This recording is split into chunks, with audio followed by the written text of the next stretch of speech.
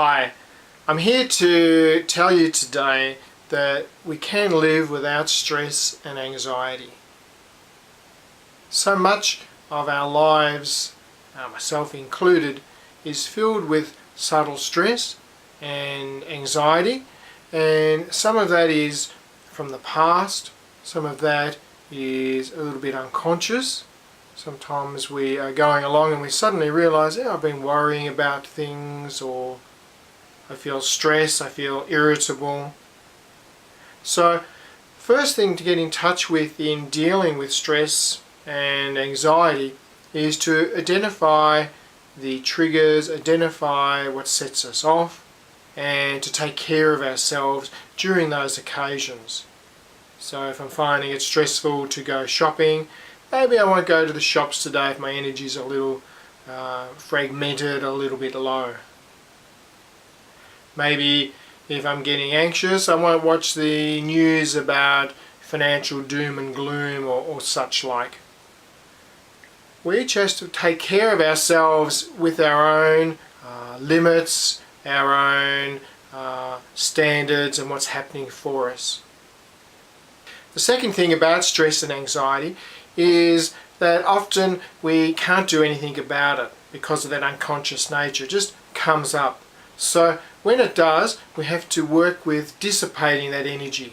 So I have a range, for example, of meditation CDs, and I found meditation and sitting quietly to be a great tool. Sometimes we can do exercise to let energy out. Sometimes when I'm frustrated, I'll just let out, I'm really frustrated, let out some noises. Maybe talk to some people. And also with anxiety is to work at building security for myself, an inner feeling of safety and everything's okay, because a lot of underlying anxiety is from the past when we didn't feel so safe, or experiences where there was lack or we felt threatened in some ways. So that's working with our emotions and when the feelings are maybe unconscious as much as we can. When we get a bit of a handle on those in our lives, the third most important thing is to identify our inner dialogue, our inner thoughts and beliefs, our ideas about ourselves, our image of ourselves, of others, and how life should be. Because a lot of stress comes from my thinking about life, that life should be a certain way, and I should be a certain way, that others should be a certain way, and all the resentments which come from our expectations on ourselves and others, because expectations are always resentments maybe waiting to happen when they're not met. Now, thinking can be subtle or not so subtle.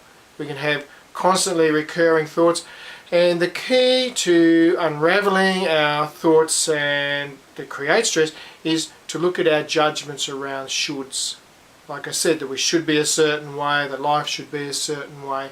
Any internal judgments, and often these come out onto others, we're blaming others, they should do this, they haven't done that, to our standards, our ideas of how things ought to flow. Then as soon as we start to identify these inner judgments, then we can start to unravel them and question our underlying beliefs.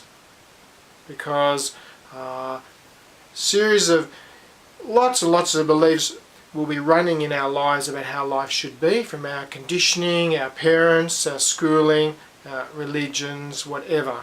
So becoming clear and really identifying those and where they create stress is the key. So it's not about giving up beliefs, it's not about letting go of things for the sake of it, to have a stress-free life. It's only examining when we have stress in our lives to look at what is the internal dialogue related to how we see life at the time it's happening. If I'm not suffering, often I'm in a state of relaxation. I might notice that when I'm going on holidays, when I'm more open, more relaxed, and I just feel I go with the flow, things don't irritate me so much. So take each day as an opportunity to be stress-free. Do whatever you need to do to, one, tune into the emotions and work with those emotions of stress and anxiety, and to identify where the beliefs are blocking, causing, so to speak, where we get triggered and irritability or discontent arises. So those are the signs, those are the barometers, those are the symptoms in which we can examine through them, and they're the key to releasing. Where I get stressed is my key to peace, because where I'm getting stressed is just where I'm getting, like my foot gets caught on the carpet, or where I'm catching my sleeve on the door handle. So stress is really the symptom or the key. And when I look into that, I say, hey, how am I getting stressed out here? What beliefs are operating? What I think should happen? What are my judgments about myself and others?